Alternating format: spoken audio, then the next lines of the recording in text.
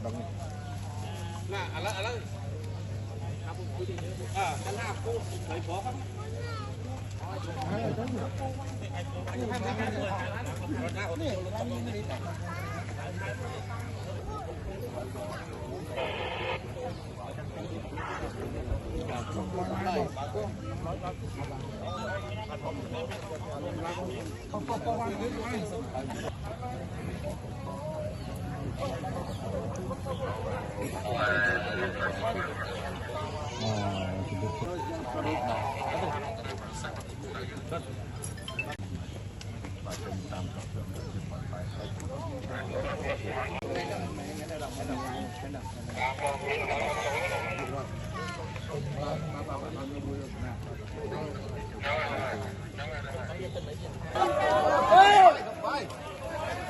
Benar, kamu mui.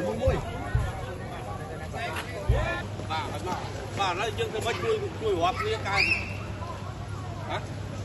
Nó dương tặng làm mấy hoặc tông hoặc